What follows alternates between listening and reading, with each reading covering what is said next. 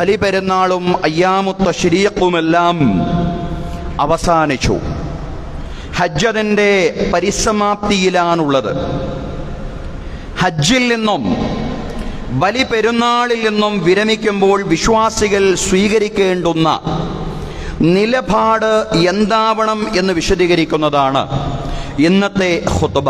അള്ളാഹു പ്രയോജനപ്പെടുത്തുവാൻ തൗഫീഖ് നൽകി അനുഗ്രഹിക്കുമാറാവട്ടെ. ബഹുമാന്യരായ സഹോദരങ്ങളെ, സഹോദരിമാരെ, ഇത് ഹാജിമാരോടുള്ള സംസാരമല്ല.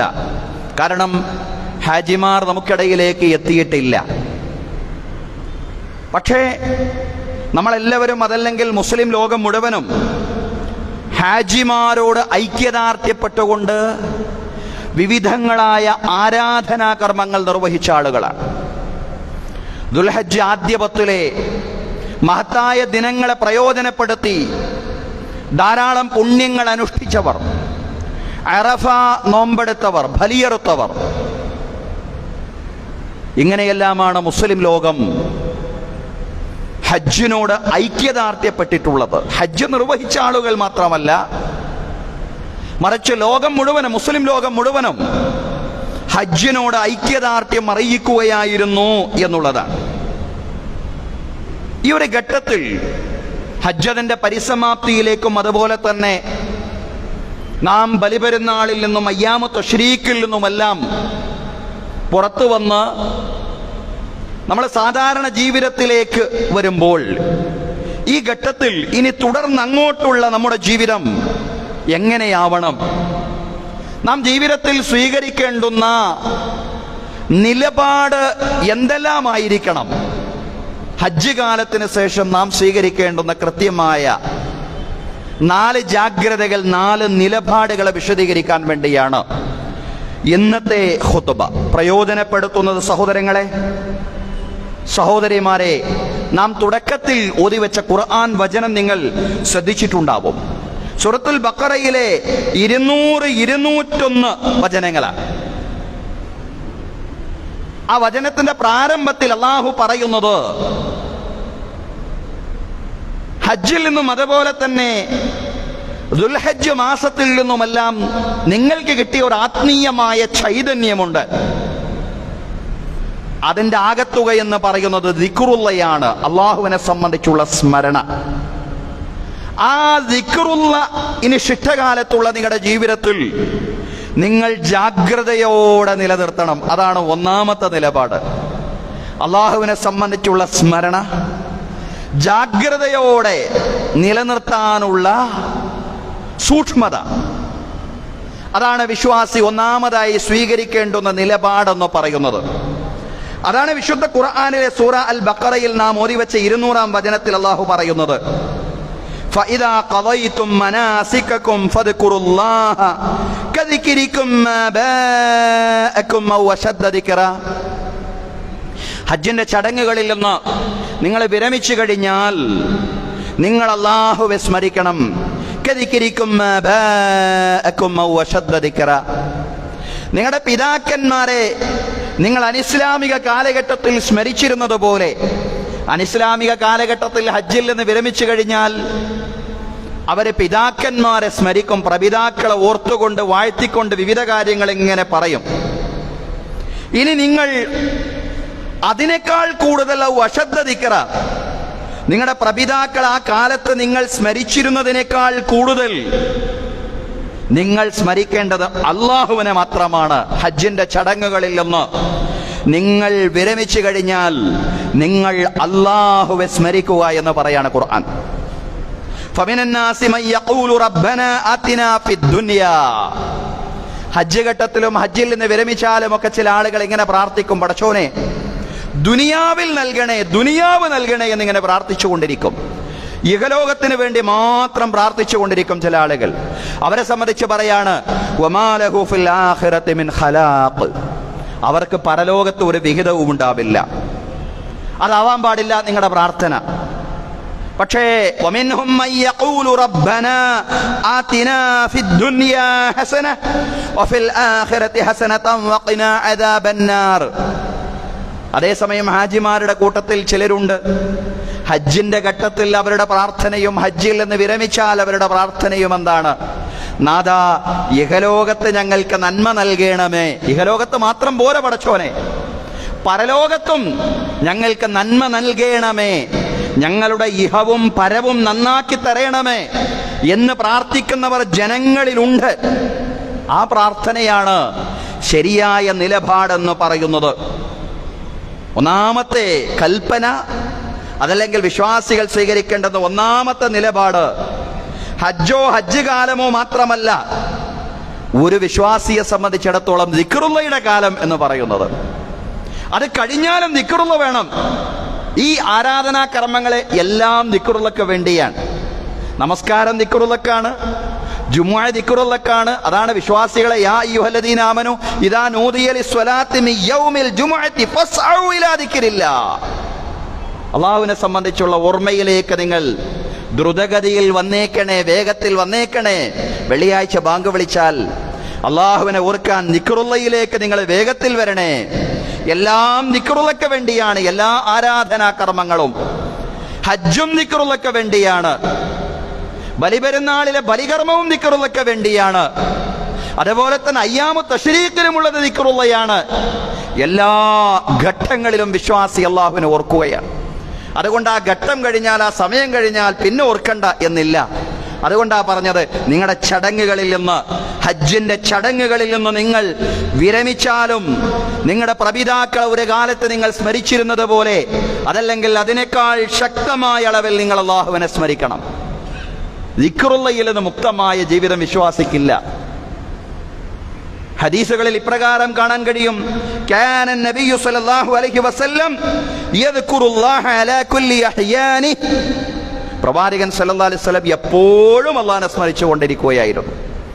എപ്പോഴും ദിക്റുള്ളയായിരുന്നു പ്രവാചകന്റേത്, പ്രവാചകന്റെ നിലപാട്. ദിക്റുള്ള എന്ന് പറഞ്ഞാൽ അല്ലാഹുവിനെ ഓർക്കുക, മനസ്സിൽ ഓർക്കുക മാത്രമല്ല പറയുകയും ചെയ്യുക. രണ്ടും ചേർന്നതാണ് ദിക്റുള്ള എന്ന് നമ്മൾ ഇടക്കിടക്ക് പറയാറുണ്ട്. രണ്ടും ചേർന്നതാണ് ദിക്റുള്ള. ഒരിക്കൽ മുആദ് ഇബ്നു ജബൽ റളിയല്ലാഹു അൻഹു നബി സല്ലല്ലാഹു അലൈഹി വസല്ലമയോട് ചോദിക്കുന്നുണ്ട്, അള്ളാഹുവിന്റെ പ്രവാചകരെ, അള്ളാഹുവിന് ഏറ്റവും ഇഷ്ടപ്പെട്ട കർമ്മം ഏതാണ്? പ്രവാചകൻ സല്ലല്ലാഹു അലൈഹി വസല്ലം പറഞ്ഞു, വൻ തമൂത വലിസാനുക റത്ബും ബിദിക്രില്ലാഹ്. നീ മരണപ്പെടലാണ്, നീ മരിക്കുമ്പോ നിന്റെ നാവ് അള്ളാഹുവിനെ സ്മരിച്ചുകൊണ്ട് നനഞ്ഞ അവസ്ഥയിൽ നീ മരിക്കലാണ്. ദിക്റുള്ളയിൽ നിന്റെ നാവ് നനഞ്ഞ അവസ്ഥയിൽ നീ മരിക്കലാണ് അള്ളാഹുവിന് ഏറ്റവും ഇഷ്ടമുള്ള കർമ്മമെന്ന് മുആദ് ഇബ്നു ജബൽ റളിയല്ലാഹു അൻഹുവിനോട് പ്രവാചകൻ സല്ലല്ലാഹു അലൈഹി വസല്ലം പറയാൻ. എന്തിനാ ദിക്റുള്ള? അതിന് കൃത്യമായ മറുപടി ഖുർആൻ നൽകി, അലാ ബിദിക്രില്ലാഹി തത്മഇന്നുൽ ഖുലൂബ്. അറിയുക, അള്ളാഹുവിനെ സംബന്ധിച്ചുള്ള ഓർമ്മ കൊണ്ട് മാത്രമാണ് നിങ്ങളുടെ ഹൃദയത്തിന് സമാധാനമുണ്ടാവുക. പണത്തിന് വേണ്ടി, പദവികൾക്ക് വേണ്ടി മനുഷ്യൻ പരക്കം പാഞ്ഞുകൊണ്ടിരിക്കുകയാണ്. പക്ഷേ ഹൃദയത്തിന്റെ സമാധാനം, മനസ്സിന്റെ സമാധാനം ആത്യന്തികമായിട്ട് വിശ്വാസി നേടിയെടുക്കുന്നത്, മനുഷ്യൻ നേടിയെടുക്കുന്നത് ദിക്റുള്ളയിലൂടെ മാത്രമാണ്, അള്ളാഹുവെ സ്മരിച്ചുകൊണ്ട് മാത്രമാണ്. അതിനാണ് ദിക്റുള്ള എന്ന് പറയുന്നത്. ആ ദിക്റുള്ള എപ്പോഴും ജീവിതത്തിൽ ഉണ്ടാവണം എന്ന് ഖുർആനിലൂടെ, ഹദീസിലൂടെ സഹോദരങ്ങളെ അള്ളാഹുവും അവന്റെ ദൂതനും നമ്മെ ഉണർത്തുകയാണ്. ഹജ്ജിൽ നിന്നും, ഹജ്ജ് കാലത്തു നിന്നും വിരമിച്ചാലും വിശ്വാസി ദൈവസ്മരണ തുടരണമെന്ന കൽപ്പനയാണ് വിശുദ്ധ ഖുർആനിലെ സൂറത്തുൽ ബഖറയിലെ 200ാമത്തെ വചനത്തിലൂടെ അള്ളാഹു നമ്മോട് പറയുന്നത്. ആ ദൈവസ്മരണ എപ്രകാരമാവണമെന്നാ തുടർന്ന് പറഞ്ഞത്,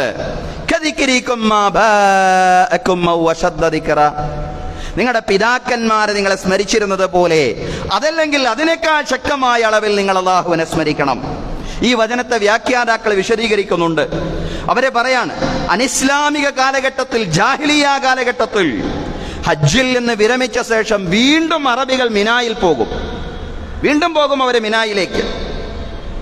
എന്നിട്ട് മിനായിൽ ഒത്തുകൂടി ഓരോ ഗോത്രവും മരണപ്പെട്ടു പോയ തങ്ങളുടെ പ്രപിതാക്കളുടെ വീരകൃത്യങ്ങൾ, സ്വാഭിമാനം വിവരിക്കുകയും അവരവരുടെ ഗോത്രപരമായ മഹത്വങ്ങൾ പൊങ്ങച്ചം പറയും. അവർ പ്രപിതാക്കളെ സംബന്ധിച്ച്, പൂർവികരെ സംബന്ധിച്ച്, കാരണവന്മാരെ സംബന്ധിച്ച് പൊങ്ങച്ചം പറയും. അതിനുവേണ്ടിയാണ് ഓരോ ഗോത്രങ്ങളും ഇങ്ങനെ മിനായിൽ ഒരുമിച്ച് കൂടുന്നത്. ഒരു ഗോത്രം ഒരു രീതിയിൽ പറഞ്ഞാൽ അതിനേക്കാൾ മികച്ചു നിൽക്കുന്ന രീതിയിൽ, അതിനെ കൗണ്ടർ ചെയ്യുന്ന രീതിയിലുള്ള പൊങ്ങച്ചമായിരിക്കും അടുത്ത ഗോത്രം പറയുക. അങ്ങനെ പരസ്പരം പൊങ്ങച്ചം പറഞ്ഞുകൊണ്ട് അവരെ മത്സരിക്കുമായിരുന്നോ? ഖുർആൻ ഇതിനെ എതിർക്കുകയാണത് പാടില്ലാത്ത കാര്യമായിരുന്നു. അത് നിങ്ങളുടെ സമയം പാഴാക്കുകയായിരുന്നു. പരസ്പരം അഹങ്കരിച്ചുകൊണ്ടും പൊങ്ങച്ചം പറഞ്ഞുകൊണ്ടും നിങ്ങൾ ഹജ്ജിന് ശേഷം മിനായിൽ ഒത്തുകൂടിയിരുന്നില്ലേ? അതൊരു പാഴ്വേലയായിരുന്നു, ഒന്നിനും കൊള്ളാത്ത ഒരു പ്രവർത്തനമായിരുന്നു അത്. നിങ്ങളെ സമയം വെറുതെ വേസ്റ്റാക്കി കളയുകയായിരുന്നു. എന്നാൽ ഇനി നിങ്ങൾ ചെയ്യേണ്ടത് ആ പണിക്കൊന്നും നിങ്ങൾ പുറപ്പെടണ്ട. മറിച്ച് ഹജ്ജിൽ നിന്ന് വിരമിച്ചാൽ നിങ്ങൾ ആ ചെയ്തിരുന്ന സ്ഥാനത്ത് നിങ്ങൾ ചെയ്യേണ്ടത് അള്ളാഹുവിനെ സ്മരിക്കുക എന്നുള്ളതാണ്. സഹോദരങ്ങളെ, ഹജ്ജ് ഘട്ടത്തിൽ ദിക്റുള്ളയായിരുന്നു. അള്ളാഹുവിനെ സ്മരിക്കാനുള്ള വ്യത്യസ്തങ്ങളായിട്ടുള്ള കർമ്മങ്ങളിലും വാക്കുകളിലുമായിരുന്നു ഹാജി മുഴുകിയിരുന്നത്. ഹജ്ജ് കഴിഞ്ഞാലും ദിക്റുള്ളയാ വേണ്ടത്. അള്ളാഹനെ ഓർക്കുക. എങ്ങനെയാ ദിക്റുള്ള വേണ്ടതെന്ന് ഖുർആനിലും ഹദീസിലും പഠിപ്പിച്ചിട്ടുണ്ട്. അതുപോലെ ദിക്റുള്ള നിർവഹിക്കുക. അതാണ് ഹജ്ജ് കർമ്മം നിർവഹിച്ചു കഴിഞ്ഞാലും ഹജ്ജും ഉംറയും ഒക്കെ നിർവഹിച്ചു വന്നവരെ പോലും ദിക്റുള്ളക്ക് പകരം ചൊല്ലിയും പറഞ്ഞും കൊണ്ടിരിക്കുന്നത് പലപ്പോഴും പല ബിദ്അത്തുകളുമാണ്. പല ബിദ്അത്തുകളും ചൊല്ലിയും പറഞ്ഞുകൊണ്ടിരിക്കുന്ന ആളുകളുണ്ട്. ദിക്റുള്ളയുടെ സ്ഥാനത്ത് അതും ചെയ്യാൻ പാടില്ലാത്തതാണ്. കുല്ലു മുഹ്ദസത്തിൻ ബിദ്അ വ കുല്ലു ബിദ്അത്തിൻ ളലാല. പുതുതായിട്ട് ദീനിൽ കടത്തിക്കൂട്ടിയ കാര്യങ്ങളുണ്ടല്ലോ, അതൊക്കെ ബിദ്അത്തുകളാണ്, അതൊക്കെ വഴികേടിലേക്കുള്ളതാണ്. നിങ്ങൾ ഒഴിവാക്കേണ്ട കാര്യങ്ങൾ മൗലിദുകളും റാത്തീബുകളും കുതുബിയ്യത്തും നൂറെ ഹബീബും നൂറെ അജ്മീറും മഹ്ലറത്തുൽ ബദരിയയും അങ്ങനെ ധാരാളം അനാചാരങ്ങളുടെ കൂത്തരങ്ങ് പലപ്പോഴും ഹജ്ജും ഉംറയും ഒക്കെ നിർവഹിച്ചു കഴിഞ്ഞാലും ആളുകൾ ഇതെങ്ങനെ ചൊല്ലിപ്പറയും. ചൊല്ലാൻ പാടില്ലാത്തതും പറയാൻ പാടില്ലാത്തതും ഷിർക്കിന്റെയും ബിദ്അത്തിന്റെയും ഉള്ളടക്കമുള്ളതുമായ കാര്യങ്ങളാണ് സഹോദരങ്ങളെ. അതിനെല്ലാം പകരം ഖുർആനിലും സഹീഹായ ഹദീസുകളിലും വന്നിട്ടുള്ള ദിക്റുകൾ ധാരാളം അത് തന്നെയുണ്ട്. ഖുർആനിലും ഹദീസിലും വന്ന ദിക്റുകൾ തന്നെ, വാരിദായ ദിക്റുകൾ തന്നെ ധാരാളമുണ്ട്. അതാണ് ചൊല്ലേണ്ടത്, അതാണ് പറയേണ്ടത്. പ്രവാചകൻ സല്ലല്ലാഹു അലൈഹി വസല്ലം പറഞ്ഞു, കലിമതാനി ഖഫീഫതാനി അലൽ ലിസാൻ സഖീലതാനി ഫിൽ മീസാൻ സുബ്ഹാനല്ലാഹി വബിഹംദിഹി സുബ്ഹാനല്ലാഹിൽ അലീം. രണ്ട് വചനങ്ങൾ, അത് പറയാൻ വളരെ എളുപ്പമാണ്. അതേസമയം തന്നെ നാളെ തുലാസിൽ വലിയ കനം തൂങ്ങുന്നതാണ്, വലിയ ഭാരമുള്ളതാണ് ആ രണ്ട് വചനങ്ങൾ. സുബ്ഹാനല്ലാഹി വബിഹംദിഹി സുബ്ഹാനല്ലാഹിൽ അലീം. ആ രണ്ട് വചനങ്ങൾ. അതുപോലെ ലാ ഇലാഹ ഇല്ലല്ലാഹ് എന്ന് ചൊല്ലുക, അല്ലാഹു അക്ബർ എന്ന് ചൊല്ലുക, അൽഹംദുലില്ലാഹ് എന്ന് ചൊല്ലുക. അതുപോലെ ഖുർആനിലും ഹദീസിലും വന്നിട്ടുള്ള ധാരാളം ദിക്റുകളുണ്ട്.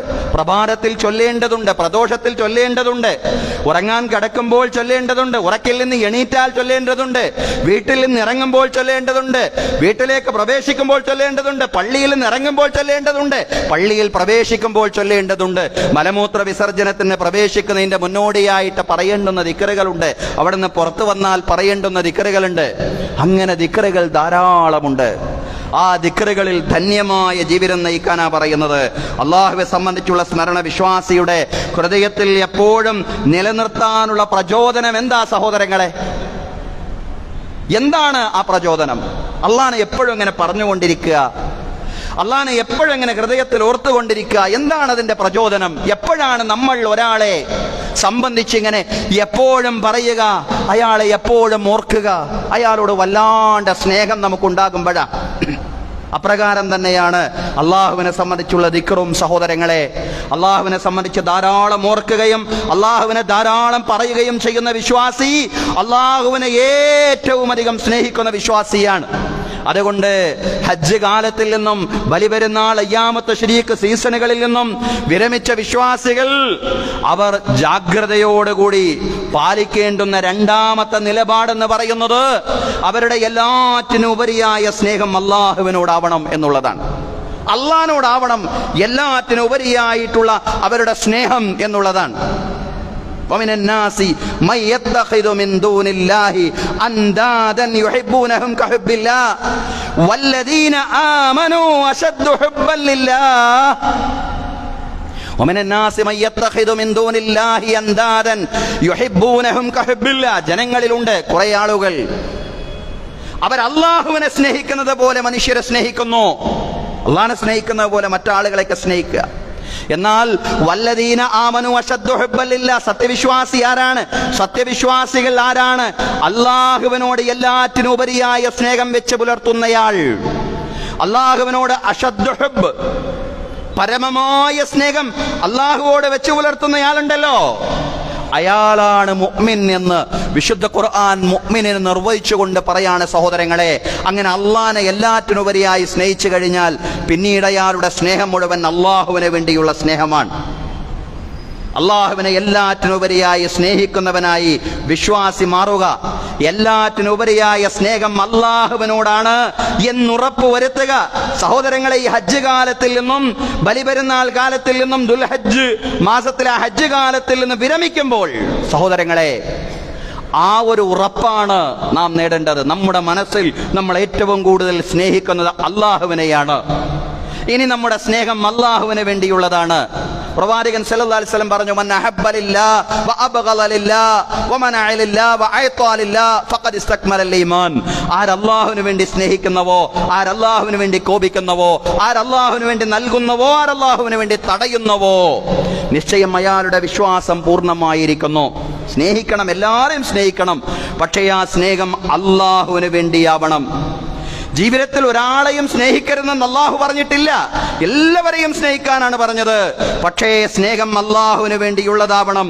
അപ്പോഴേ പരമമായ സ്നേഹം അള്ളാഹുവിനോടാവുകയുള്ളൂ.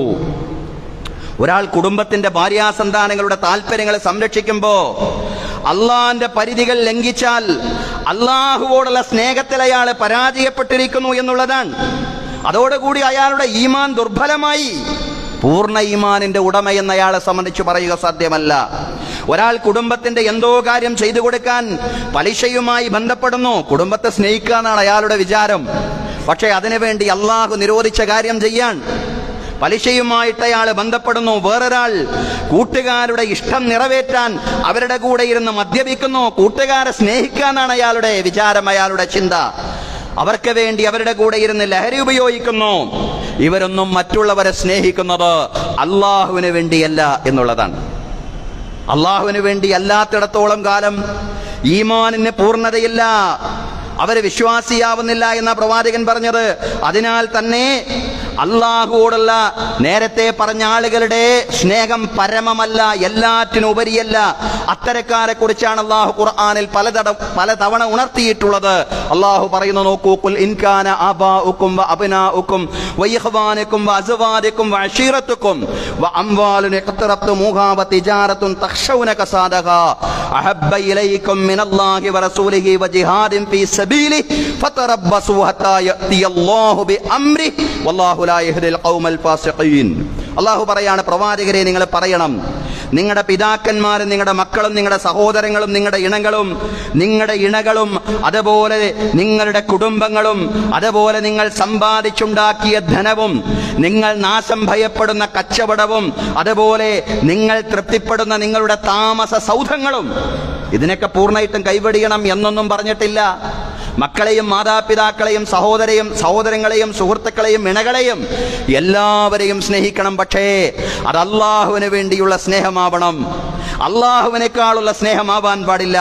ഖുർആൻ ചോദിക്കുകയാണ്, ഇവരോടുള്ള സ്നേഹമാണ് നിങ്ങൾക്ക് അഹബ്ബ ഇലൈക്കും മിനല്ലാഹി വ റസൂലിഹി വ ജിഹാദിൻ ഫീ സബീലിഹി, നിങ്ങൾക്ക് അള്ളാഹുവിനേക്കാളും അവന്റെ ദൂതനേക്കാളും അള്ളാഹുവിന്റെ മാർഗത്തിൽ ത്യാഗം ചെയ്യുന്നതിനേക്കാളും പ്രിയങ്കരമെങ്കിൽ ഫതറബ്ബസൂ ഹത്താ യഅതിയല്ലാഹു ബി അംരി, അള്ളാഹുവിന്റെ കൽപ്പനയുമായിട്ടവൻ വരുന്നതാണ് നിങ്ങൾ പ്രതീക്ഷിക്കേണ്ടത്. അള്ളാഹുവിന്റെ ഭാഗത്ത് നിന്ന് വിജയം സൗഭാഗ്യം നിങ്ങൾക്ക് പ്രതീക്ഷിക്കാൻ കഴിയില്ല. നിങ്ങളുടെ പരമമായ സ്നേഹം ഈ ഭൗതികമായ അനുഗ്രഹങ്ങളോടാണെങ്കിൽ അള്ളാഹുവിന്റെ പരമമായ സ്നേഹം നിങ്ങൾ നേടിയെടുത്തിട്ടില്ല. അള്ളാഹുവിനോടുള്ള പരമമായ സ്നേഹം നിങ്ങൾ നേടിയെടുത്തിട്ടില്ല. അതാണ് ഖുർആൻ പറയുന്നത്. ആ സ്നേഹം നിങ്ങൾ നേടിയെടുക്കാത്ത കാലത്തോളം വല്ലാഹു ലാ യഹ്ദിൽ ഖൗമൽ ഫാസിഖീൻ, മനസ്സിലാക്കണം. അള്ളാഹു പറയാണ്, അധർമ്മികളായ ആളുകളെ അള്ളാഹു തആല നിർവഴിയിലാക്കുകയില്ല. ആരാണ് അധർമ്മി എന്ന് ഖുർആൻ ഇവിടെ പറഞ്ഞത്? അള്ളാഹുവോടുള്ള സ്നേഹത്തെക്കാൾ അള്ളാഹുവിന്റെയും ദൂതന്റെയും മാർഗത്തിലുള്ള ത്യാഗ പരിശ്രമങ്ങളെക്കാൾ ഈ പറയുന്ന ഭൗതികമായ അനുഗ്രഹങ്ങളെയും ഭൗതികമായ വിഭവങ്ങളെയും സ്നേഹിക്കുക എന്നുള്ളതാണ്. എല്ലാറ്റിനെയും സ്നേഹിക്കണം, എല്ലാവരോടുമുള്ള കടപ്പാടുകൾ പൂർത്തീകരിക്കണം. പക്ഷേ അള്ളാഹുവോടുള്ള സ്നേഹത്തിന് വേണ്ടിയാണ് വിശ്വാസികൾ അതെല്ലാം നിർവഹിക്കുന്നത്. വിശ്വാസിയുടെ എല്ലാറ്റിനുപരിയായ ഏറ്റവും ഉന്നതമായ സ്നേഹം അള്ളാഹുവോടാണെങ്കിൽ അള്ളാഹുവിന്റെ പരിധിയിൽ ജീവിക്കാൻ അയാൾ ബാധ്യസ്ഥനാണ്. അള്ളാഹുവിന്റെ പരിധിയിൽ ജീവിക്കുന്നതിനാണ് അള്ളാഹുവിനെ സമ്പൂർണ്ണമായും അർപ്പിക്കുക എന്ന് നമ്മൾ പറയുന്നത്. അള്ളാഹുവിനെ സമ്പൂർണ്ണമായും അർപ്പിക്കാൻ അയാൾ തയ്യാറാകും. ആര് തയ്യാറാകും?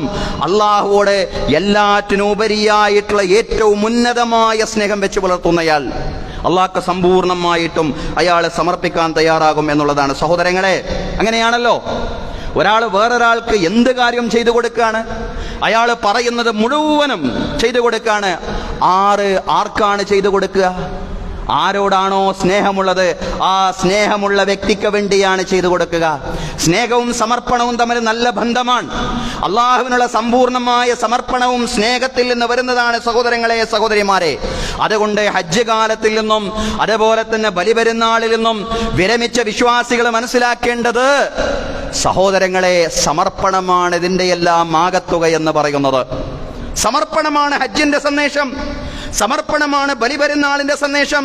ഹജ്ജും ബലിപെരുന്നാളും ഒക്കെ ആ കാലഘട്ടങ്ങളിൽ നമ്മൾ ഏറ്റവും അധികം അയവിറക്കുന്ന ചരിത്ര പുരുഷൻ എന്ന് പറയുന്നത് ഇബ്രാഹിം നബി അലൈഹിസ്സലാമാണ്.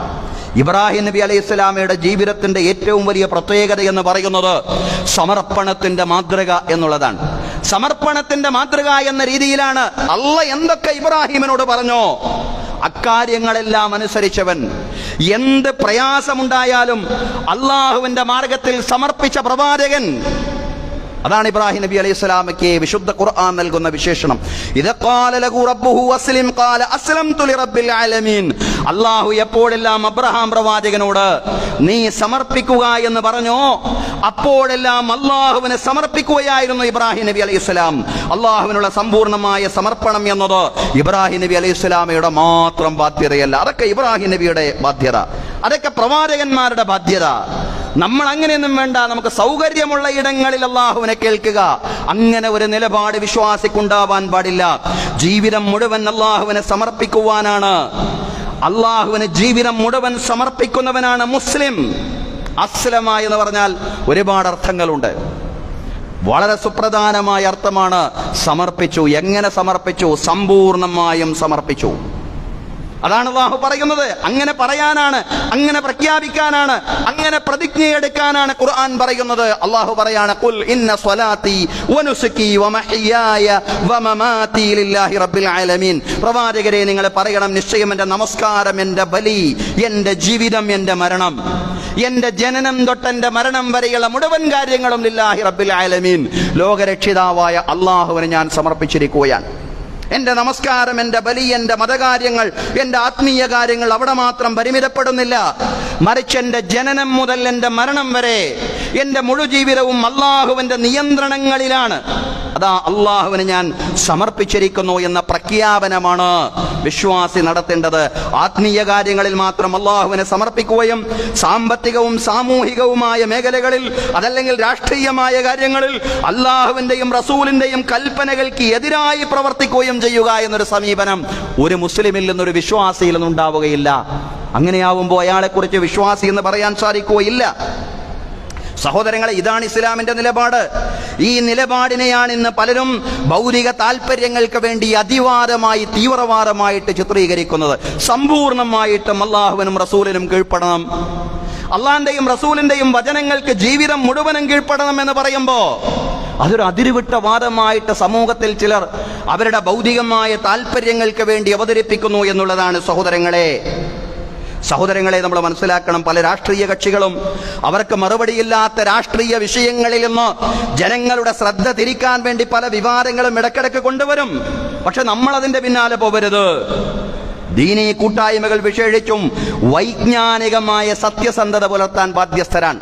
മതസംഘടനകൾ അടക്കമുള്ളവർ വൈജ്ഞാനികമായ സത്യസന്ധത പുലർത്താൻ ബാധ്യസ്ഥരാണ്. ആത്മീയ രംഗത്തെന്ന പോലെ സാമൂഹികവും അതുപോലെ തന്നെ സാമ്പത്തികവും രാഷ്ട്രീയവുമായ എല്ലാ മേഖലകളിലും കൃത്യമായ വെളിച്ചം മാർഗദർശനം നൽകുന്ന ദീനാണ് ഇസ്ലാം. ഈ ആശയമാണ് ശരി.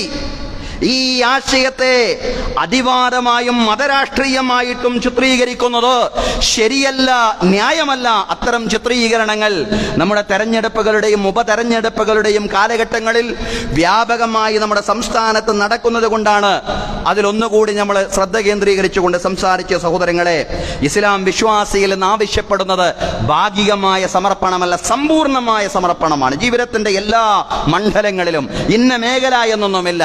അള്ളാഹു പറയുന്ന അങ്ങനെയാണ്, ഇന്നല്ലാഹ അശ്തറാ മിനൽ മുഅ്മിനീന അൻഫുസഹും വ അംവാലഹും ബിഅന്ന ലഹുമുൽ ജന്ന. നിശ്ചയം അല്ലാഹു തആല സത്യവിശ്വാസികളിൽ നിന്ന് അവരുടെ ശരീരങ്ങളെയും അവരുടെ സമ്പത്തിനെയും വിലക്ക് വാങ്ങിയിരിക്കുന്നു. സ്വർഗം അവർക്ക് പകരം നൽകാം. സ്വർഗം പകരം നൽകാം. നിങ്ങൾ നിസ്കരിച്ചാൽ സ്വർഗം പകരം നൽകാം. നിങ്ങൾ നിസ്കാരം മാത്രം നിർവഹിച്ചാൽ, അതല്ലെങ്കിൽ നോമ്പ് മാത്രം നിർവഹിച്ചാൽ, അതല്ലെങ്കിൽ ആത്മീയം എന്ന് നിങ്ങൾ പറഞ്ഞുകൊണ്ടിരിക്കുന്ന മതകാര്യങ്ങൾ എന്ന വൃത്തത്തിൽ നിങ്ങൾ ഉൾപ്പെടുത്തിക്കൊണ്ടിരിക്കുന്ന ചില കാര്യങ്ങൾ മാത്രം, അതല്ലെങ്കിൽ ദിക്റും സ്വലാത്തും തസ്ബീഹും മാത്രം നിർവഹിച്ചു കഴിഞ്ഞാൽ നിങ്ങൾക്ക് സ്വർഗം നൽകാമെന്നല്ല അള്ളാഹു പറഞ്ഞത്. നിങ്ങളുടെ സമ്പത്തും നിങ്ങളുടെ ശരീരവും നിങ്ങൾ അള്ളാഹുവിനെ സമർപ്പിച്ചാൽ നിങ്ങൾക്ക് സ്വർഗം പകരമായി അള്ളാഹു നൽകുമെന്ന. ജീവിതവും മരണവും അള്ളാഹുവിനെ സമർപ്പിക്കുമ്പോഴാണ് അള്ളാഹുവോടുള്ള സ്നേഹം യാഥാർത്ഥ്യമാവുന്നത്. സഹോദരങ്ങളെ, അള്ളാഹിനോടുള്ള സ്നേഹം എന്ന് മാത്രമല്ല, സ്നേഹിക്കുന്ന ആർക്കും എന്തും അർപ്പിക്കുന്ന ഒരു പ്രകൃതം ഇവിടെ നമ്മൾ കാണുന്നുണ്ട്. ഈ ലോകത്ത് നമ്മൾ കാണുന്നുണ്ട്. ഒരു മനുഷ്യൻ ഒരു നായയെ വളർത്തുന്നു എന്ന് സങ്കല്പിക്കുക. ശർഈയായ ആവശ്യങ്ങൾക്ക് വേണ്ടിയും നായയെ വളർത്തുന്നുണ്ടാവുമല്ലോ. എന്ന് പറഞ്ഞാൽ കാലികളുടെ സംരക്ഷണത്തിന്, അതുപോലെ തന്നെ കൃഷിഭൂമിയുടെ സംരക്ഷണത്തിനൊക്കെ നായ്ക്കളെ വളർത്താമെന്ന് ശർഈൽ തന്നെ കർമ്മശാസ്ത്ര പണ്ഡിതന്മാർ പറയുന്നുണ്ട്. ഏതായാലും ഒരാളൊരു നായയെ വളർത്തുന്നു എന്ന് സങ്കല്പിക്കുക. ഈ മനുഷ്യൻ, ഈ നായയുടെ യജമാനനായ മനുഷ്യൻ ഒരു അപകടത്തിൽപ്പെട്ട് കഴിഞ്ഞാൽ, ഒരു ഒഴുക്കിൽപ്പെട്ടു, എന്താ നമ്മൾ കാണുന്നത്? ആ നായ ഉടനെ ആ ഒഴുക്കിൽ ഇറങ്ങുകയാണ്. ഒരുപക്ഷെ ആ നായയുടെ ജീവനം നഷ്ടപ്പെട്ടേക്കും. പക്ഷേ തന്റെ ജീവനേക്കാൾ അയാൾ ഏറ്റവും അധികം സ്നേഹിക്കുന്നത് തന്റെ യജമാനനെയാണ്. അതാണ് തന്റെ ജീവൻ പോലും ബലിയർപ്പിച്ചുകൊണ്ട്, തന്റെ ജീവൻ പോലും ത്യജിച്ചുകൊണ്ട് ആ ഒഴുക്കിലേക്ക്, കുത്തൊഴുക്കിലേക്ക് ഇറങ്ങി നീന്തുകയാണ് നായ. മനുഷ്യന്റെ അല്ല, ഈ ഭൂമിയിൽ ജീവിക്കുന്ന ഒരു ജീവിയുടെ തന്റെ യജമാനനോടുള്ള സ്നേഹം അത് വലിയൊരു തെളിവാണ്, വലിയൊരു ദൃഷ്ടാന്തമാണ്. യജമാനനോടുള്ള സ്നേഹം എപ്രകാരമായിരിക്കണം? ഖുർആനിൽ സൂറത്തുൽ ആദിയാത്ത് എന്ന് പറയുന്ന അധ്യായമുണ്ട്. ചെറിയ അധ്യായങ്ങളിൽപ്പെട്ട അധ്യായം. ആ അധ്യായം ഇപ്രകാരമാണല്ലോ, കിതച്ചോടുന്ന പടക്കുതിരകൾ തന്നെയാണ് സത്യം. യജമാനന്റെ ഉത്തരവ് പ്രകാരം പ്രഭാതത്തിൽ പടക്കുതിരകൾ യജമാനന് വേണ്ടി കിതച്ചോടുകയാണ്. കിതച്ചോടുന്ന പടക്കുതിരകൾ തന്നെയാണ് സത്യം. ഉരസിക്കൊണ്ട് തീപ്പൊരി ഭാരിക്കുന്ന, തന്റെ യജമാന്റെ എതിരാളികളുമായിട്ട് പോരാടുമ്പോ ഉരസിക്കൊണ്ട് തീപ്പൊരി ഭാരിക്കുന്ന പടക്കുതിരകൾ തന്നെയാണ് സത്യം. അതിരാവിലെ തന്നെ ആക്രമണങ്ങൾ അഴിച്ചുവിടുന്ന, തന്റെ യജമാനന്റെ എതിരാളികളുടെ ആക്രമണങ്ങൾ അഴിച്ചുവിടുന്ന പടക്കുതിരകൾ തന്നെയാണ് സത്യം. പൊടിപടലങ്ങൾ ഇടയ്ക്ക് വിടുന്ന കുതിരകൾ തന്നെയാണ് സത്യം. തന്റെ യജമാനന്റെ ഉത്തരവ് പാലിക്കാൻ ആ കുതിര തന്റെ ജീവനെ പോലും ഭയപ്പെടുന്നില്ല. കുതിരക്കെതിരെ വെട്ടുവീഴും, കുതിരകൾ ചത്തുവീഴും. പക്ഷേ കുതിരകൾ തന്റെ മരണത്തെ പോലും ഭയപ്പെടാതെ യജമാന പ്രീതിക്ക് വേണ്ടി കിതച്ചോടുകയും അതുപോലെ തന്നെ ഉരസിക്കൊണ്ട് തീപ്പൊരി ഭാരിക്കുകയും, പ്രഭാതത്തിൽ അക്രമങ്ങൾ യജമാനന് വേണ്ടി, പ്രഭാതത്തിൽ യജമാന്റെ എതിരാളികളെ പ്രതിരോധിക്കുകയും ചെയ്യുകയാണ്. അതുപോലെ തന്നെ ആ പോരാട്ടം വല്ലാത്ത ഒരു കൊടുമ്പിരി കൊണ്ട പോരാട്ടമായി മാറുമ്പോ പൊടിപടലങ്ങൾ ഇങ്ങനെ ഇളക്കി മറിക്കുകയാണ്. എന്നിട്ട് അല്ലാഹു പറയാണ്, ഇന്നൽ ഇൻസാന ലിറബ്ബിഹി ലകനൂദ്. ആ പടക്കുതിരകളുടെ യജമാന സ്നേഹം എത്ര വലുതാണ്. പക്ഷേ ഇന്നൽ ഇൻസാന ലിറബ്ബിഹി ലകനൂദ്, നിശ്ചയം മനുഷ്യൻ തന്റെ രക്ഷിതാവിനോട് നന്ദികേട് കാണിക്കുന്നവനാണ്. മനുഷ്യന് നന്ദിയില്ലല്ലോ എന്നാ ഖുർആൻ ചോദിക്കുന്നത്. ഈ പടക്കുതിരകളുടെ അവരുടെ സ്വഭാവത്തെ, അവരുടെ അർപ്പണത്തെ, അവരുടെ ത്യാഗബോധത്തെ, എന്ന് പറഞ്ഞാൽ യജമാന പ്രീതിക്ക് വേണ്ടി എന്ത് ത്യാഗവും ചെയ്യുന്ന ആ പടക്കുതിരകളെ ദൃഷ്ടാന്തമായിട്ട് അവതരിപ്പിച്ചുകൊണ്ട് മനുഷ്യനോട് അല്ലാഹു പറയാണ്, അതാണ് സമർപ്പണം, അതാണ് സമർപ്പണം. അതുപോലെ യജമാനനായ, നിന്റെ യജമാനനായ ഈ പ്രപഞ്ചത്തിലെ സകല ചരാചരങ്ങളുടെയും യഥാർത്ഥ ഉടമസ്ഥനും മുതലാളിയും യജമാനനുമായ അല്ലാഹു ഉണ്ടല്ലോ, ആ അല്ലാഹുവിന് വേണ്ടി ജീവിതത്തെയും മരണത്തെയും സമർപ്പിക്കുവാൻ നിനക്ക് സാധിക്കണം. അങ്ങനെയാണ് ഖുർആനിലൂടെ അല്ലാഹു തആല സൂറത്തുൽ ആദിയാത്ത് അടക്കമുള്ള വചനങ്ങളിലൂടെ അല്ലാഹു നമ്മോട് ഇതാണ് സഹോദരങ്ങളെ ത്യാഗമെന്ന് പറയുന്നത്, ഇതാണ് സമർപ്പണം. ഈ സമർപ്പണമാണ് അല്ലാഹു മനുഷ്യരിൽ നിന്ന് ആവശ്യപ്പെടുന്നത്. ആ ബോധ്യമുള്ളത് കൊണ്ടാണ് നമ്മുടെ ബഹുമാന്യരായിട്ടുള്ള ആദരണീയരായ ഫലസ്തീനികൾ, അവിടുത്തെ സ്ത്രീകൾ, അവിടുത്തെ കുഞ്ഞുങ്ങളടക്കം വലിയ പട്ടിണി, വലിയ പ്രയാസങ്ങൾ, പ്രാരാബ്ധങ്ങൾ, ധാരാളക്കണക്കിന് മരണങ്ങൾ ആവർത്തിച്ച് സംഭവിക്കുമ്പോഴും അള്ളാഹുവിന്റെ ഭവനമായ മസ്ജിദുൽ അഖ്സയുടെ വിമോചനത്തിന് വേണ്ടി എല്ലാ അർത്ഥത്തിലും അവർ ത്യാഗം ചെയ്യുന്നത് ഇത് യജമാന സ്നേഹമാണ്.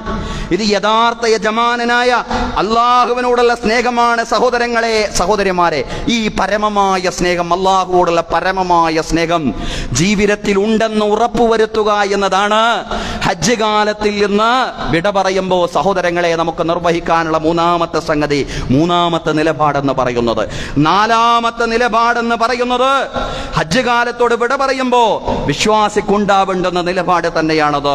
അതായത് ഇഹലോകത്തെയും പരലോകത്തെയും സമന്വയിപ്പിച്ചുകൊണ്ടുള്ള ഒരു ജീവിത വീക്ഷണം അവൻ രൂപപ്പെടുത്തുക എന്നുള്ളതാണ്. ഹജ്ജിൽ നിന്നുള്ള മടക്കം ദീനിൽ നിന്ന് ദുനിയാവിലേക്കുള്ള മടക്കമായി മനസ്സിലാക്കരുത്. ഉഖറവി ചിന്തയിൽ നിന്ന് ദുന്നവി ചിന്തയിലേക്കുള്ള മടക്കമായി കാണരുത്. മറിച്ച് ഇഹലോകത്തെയും പരലോകത്തെയും മനോഹരമായി ഇണക്കി ചേർത്തുകൊണ്ടുള്ള സന്തുലിതമായ ഒരു വീക്ഷണവുമായിട്ട് മുന്നോട്ട് പോവാൻ അവന് സാധിക്കണം എന്നുള്ളതാണ്. സഹോദരങ്ങളെ, അതാണ് ഖുത്ബയുടെ പ്രാരംഭത്തിൽ നമ്മൾ ഓതിവെച്ച ആ വചനത്തിന്റെ രണ്ടാം ഭാഗമെന്ന് പറയുന്നത്. സഹോദരങ്ങളെ, അല്ലാഹു തആല വിശുദ്ധ ഖുർആനിൽ സൂറത്തുൽ ബഖറയിൽ പറയാണ്, വമിനന്നാസി മയ്യഖൂലു റബ്ബനാ ആതിനാ ഫിദ്ദുനിയാ. ജനങ്ങളിൽ ചിലരുണ്ട്, അവര് പറയുന്നത് എന്താണ്? ദുനിയാവിൽ പടച്ചവനെ നൽകണേ എന്ന. എന്നാൽ വമാലഹു ഫിൽ ആഖിറതി മിൻ ഖലാഖ്, പടച്ചവനോട് പരലോകം ചോദിക്കുന്നില്ലേ അയാൾക്ക് പരലോകത്ത് ഒരു വിഹിതവും ഉണ്ടാവില്ല. എന്നാൽ വമിൻഹും മയ്യഖൂലു റബ്ബനാ ആതിനാ ഫിദ്ദുനിയാ ഹസനതൻ വഫിൽ ആഖിറതി ഹസനതൻ വഖിനാ അദാബന്നാർ. അവരുടെ കൂട്ടത്തിൽ ചിലരുണ്ട്, അവരുടെ പ്രാർത്ഥന എന്താണ്? പടച്ചവനെ ദുനിയാവിൽ നൽകണേ എന്നതോടൊപ്പം തന്നെ അവരെ പ്രാർത്ഥിക്കുകയാണ്, പടച്ചവനെ പരലോകത്തും നൽകണേ എന്നതാണ് അവരുടെ പ്രാർത്ഥന. ആ പ്രാർത്ഥന നിർവഹിക്കുന്നവരുണ്ടല്ലോ, അവരാണ് ശരിയായ നിലപാട് സ്വീകരിക്കുന്നവർ. ഉലൈക ലഹും നസീബും മിമ്മാ കസബൂ, അവരെ സമ്പാദിച്ചതിന്റെ വിഹിതം അവർക്ക് ലഭിക്കും. ഇഹലോകത്തും പരലോകത്തും പടച്ചവനെ നന്മ ചെയ്യണേ, പരലോകത്ത് നന്മ ചെയ്യണേ എന്ന് പറയാതെ ഈ ലോകത്തിന്റെ കാര്യം മാത്രം ചോദിക്കുന്നവർക്ക് അള്ളാന്റെ വിഹിതം യാതൊന്നും പരലോകത്തുണ്ടാവില്ല. എന്നാൽ ഇഹത്തിലും പരത്തിലും നന്മ ചെയ്യണേ എന്ന് പ്രാർത്ഥിക്കുന്ന ആളുകളുണ്ടല്ലോ, പടച്ചവനെ നരകശിക്ഷയിൽ നിന്ന് കാക്കണേ എന്ന് പ്രാർത്ഥിക്കുന്നവർ, ഉലൈക ലഹും നസീബും മിമ്മാ കസബൂ വല്ലാഹു സരീഉൽ ഹിസാബ്, അവർക്കാണ് അവർ സമ്പാദിച്ചതിന്റെ വിഹിതം ഉണ്ടാവുക.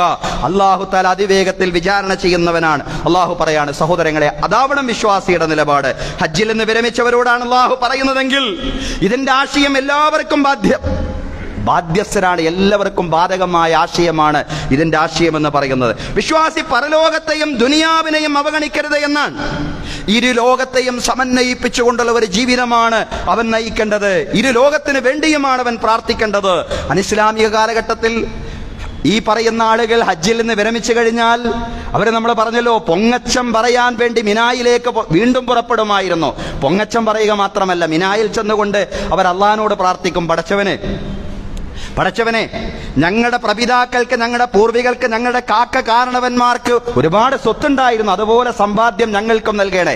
അല്ലാഹുവേ, അവർക്ക് ധാരാളം പാനപാത്രങ്ങൾ ഉണ്ടായിരുന്നു, അതുപോലെയുള്ള പാനപാത്രങ്ങൾ, കുടിക്കാനും കഴിക്കാനുമുള്ള പാത്രങ്ങളൊക്കെ ധാരാളം ഞങ്ങൾക്ക് നൽകണേ. ദുനിയാവിന് വേണ്ടി പ്രാർത്ഥിക്കുകയാണ്. പരലോകത്തിൽ അവർക്ക് വിശ്വാസമില്ല, അതുകൊണ്ട് അവരുടെ പ്രാർത്ഥനയിൽ പരലോകം കടന്നു വരുന്നില്ല. അവരുടെ സ്വാർത്ഥവും ഭൗതികവുമായ താല്പര്യങ്ങൾക്ക് വേണ്ടിയാണ് അവർ പ്രാർത്ഥിക്കുന്നത്. ഇങ്ങനെ സ്വാർത്ഥവും ഭൗതികവുമായ താല്പര്യങ്ങൾക്ക് വേണ്ടി പ്രാർത്ഥിക്കുക മാത്രമല്ല, അതിനുവേണ്ടി വലിയ അക്രമങ്ങളും അതുപോലെ തന്നെ രക്തച്ചൊരിച്ചിലുകളും ഒക്കെ അഴിച്ചുവിടുകയായിരുന്നവർ. അങ്ങനെയുള്ള അക്രമങ്ങൾ എന്ന് പറഞ്ഞാൽ മനുഷ്യന്റെ ഭൗതികവും സ്വാർത്ഥവുമായ താല്പര്യങ്ങൾക്ക് വേണ്ടിയുള്ള യുദ്ധങ്ങളും കടിപിടികളും അന്ന് നടന്നിരുന്നുവെങ്കിൽ സഹോദരങ്ങളെ, അതേ രീതിയിൽ തന്നെ ഇന്നും നടക്കുകയാണ്. നമുക്കറിയാം, ലോകത്ത് എല്ലായിടത്തും, അത് ഇസ്രായേലിന്റെ അക്രമങ്ങൾ മാത്രമല്ല, നമ്മുടെ നാട്ടിൽ വരുമ്പോൾ ഫാസിസ്റ്റുകൾ ലക്ഷദ്വീപിൽ നടപ്പിലാക്കിക്കൊണ്ടിരിക്കുന്ന തീർവാഴ്ചകൾ നമ്മൾ കാണുന്നു. അതുപോലെ തന്നെ അമേരിക്കയിൽ ട്രംപ്, നമുക്കറിയാം, അധികാരത്തിൽ വന്നു. വംശീയവാദിയായിട്ടുള്ള ട്രംപ് അധികാരത്തിൽ വന്നതിന് ശേഷം ആ നാട്ടിൽ സമാധാനമുണ്ടോ? സമാധാനമില്ല. ആഭ്യന്തര കലഹങ്ങളാണ്. ഓരോ കാര്യങ്ങൾക്കും ഓരോ സാഹചര്യങ്ങളും നിമിത്തങ്ങളും നമുക്ക് പറയാനുണ്ടാവും. പക്ഷെ ആത്യന്തികമായിട്ട് നമ്മൾ പറയുമ്പോൾ മനുഷ്യന്റെ പരലോകബോധം നഷ്ടപ്പെടുന്നു. പരലോക ചിന്ത നഷ്ടപ്പെടുന്നിടത്ത്, ആ ബോധം ഇല്ലാത്തയിടത്ത് സമാധാനമുണ്ടാവില്ല. വ്യക്തിക്ക് സമാധാനമുണ്ടാവില്ല. വ്യക്തിയുടെ മനസ്സിൽ സമാധാനമില്ല, കുടുംബത്തിൽ സമാധാനമില്ല, രാഷ്ട്രത്തിൽ സമാധാനമില്ല, അന്താരാഷ്ട്ര തലങ്ങളിൽ സമാധാനമില്ല. എന്തുകൊണ്ട് സമാധാനമില്ലാതായി പോകുന്നു എന്ന് ചോദിച്ചാൽ, മനുഷ്യന്റെ ജീവിതം അത് കേവലം ഭൗതികമായ പ്രചോദനങ്ങളിൽ മാത്രമാവുന്നു എന്നുള്ളതാണ്. ഈ ലോകം നശിക്കുന്നതാണ് എന്ന് നിരന്തരമായിട്ട് ഓരോ വാർത്തകളും നമ്മോട് പറയാണ്. ഓരോ വാർത്തകളും ഇന്ന് പ്രഭാതത്തിൽ നമ്മൾ ഓരോരുത്തരും എണീറ്റപ്പോ പത്രം വായിച്ചപ്പോ ആദ്യം കണ്ട വാർത്ത എന്താണ്? ആദ്യത്തെ പേജിൽ കണ്ട വാർത്ത എന്താണ്? ഒരു വിമാനാപകടത്തിന്റെ വാർത്ത. ഗുജറാത്തിൽ നിന്ന്, അഹമ്മദാബാദിൽ നിന്ന് ഉയർന്ന ഒരു വിമാനം 242 പേരെ കൊണ്ടാണ് ഉയർന്നതെങ്കിൽ 241 പേരും മരിച്ചു, ഒരാൾ മാത്രം രക്ഷപ്പെട്ടു എന്നുള്ള വാർത്തയാണ്. സഹോദരങ്ങളെ, ലണ്ടനിലേക്കുള്ളൊരു യാത്രയായിരുന്നു. ഒരു മനുഷ്യനൊഴികെയുള്ള എല്ലാവരും മരിച്ചിരിക്കുകയാണ്. അതാണ്, അത്രേ മനുഷ്യന്റെ ജീവിതമുള്ളൂ, അത്രയേ ഈ ദുനിയാവുള്ളൂ. അദ്ദുനിയാ മസ്റഅത്തുൽ ആഖിറ. ഈ ദുനിയാവെന്ന് പറയുന്നത് അത് പരലോകത്തേക്കുള്ള കൃഷിയിടം മാത്രമാണ്. ആ ബോധ്യമാണ്, ആ ചിന്തയാണ് വിശ്വാസികൾക്കുണ്ടാവേണ്ടത്. ആ ചിന്തയുടെ അടിത്തറയുള്ള ജീവിത വീക്ഷണവും നിലപാടുകളുമാണ് വിശ്വാസി രൂപപ്പെടുത്തേണ്ടത്. സഹോദരങ്ങളെ, അഹമ്മദാബാദിലെ വിമാനത്താവളത്തിൽ മരണപ്പെട്ട ആ സഹോദരങ്ങളുണ്ടല്ലോ, അവരുടെ കുടുംബാംഗങ്ങൾക്ക് അല്ലാഹു തആല ശാന്തിയും സമാധാനവും നൽകുമാറാവട്ടെ, ക്ഷമയും സ്ഥിരതയും നൽകുമാറാവട്ടെ. ഇതുപോലുള്ള അത്യാഹിതങ്ങളിൽ നിന്ന് അല്ലാഹു തആല എല്ലാവരെയും രക്ഷപ്പെടുത്തുമാറാവട്ടെ. സഹോദരങ്ങളെ, സഹോദരിമാരെ, ഹാജിമാർ ഹജ്ജിൽ നിന്നും നാം ഹജ്ജ് കാലത്തോടും വിട പറയുമ്പോ 4 നിലപാടുകളാണ് ജീവിതത്തിൽ എന്നെന്നും നമ്മൾ കാത്തു സൂക്ഷിക്കണം എന്ന ഒരു ദൃഢപ്രതിജ്ഞ നമുക്കുണ്ടാവേണ്ടത്. ആ 4 നിലപാടുകളിൽ ഒന്ന്, അള്ളാഹുവെ സംബന്ധിച്ചുള്ള ഓർമ്മ എപ്പോഴും നിലനിർത്തുക എന്നുള്ളതാണ്. 2, അള്ളാഹുവോടുള്ള പരമമായ സ്നേഹം കൈവിടാതിരിക്കുക.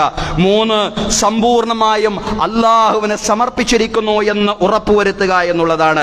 4, ഇഹലോകത്തെയും പരലോകത്തെയും സമന്വയിപ്പിച്ചുകൊണ്ടുള്ള ജീവിത വീക്ഷണത്തിന്റെ ഭാഗമായി മാറുക. ഈ നിലപാടുകൾ, ആ നിലപാടുകളിൽ ജീവിക്കുവാൻ നാഥൻ നമുക്ക് എല്ലാവർക്കും തൗഫീഖ് നൽകി അനുഗ്രഹിക്കുമാറാവട്ടെ. അഖൂലു ഖൗലി ഹാദാ വഅസ്തഗ്ഫിറുല്ലാഹ ലീ വലക്കും. ഇന്നല്ലാഹ വമലായികതഹു യുസല്ലൂന അലൻ നബി യാ അയ്യുഹല്ലദീന ആമനൂ സ്വല്ലൂ അലൈഹി വസല്ലിമൂ തസ്ലീമാ.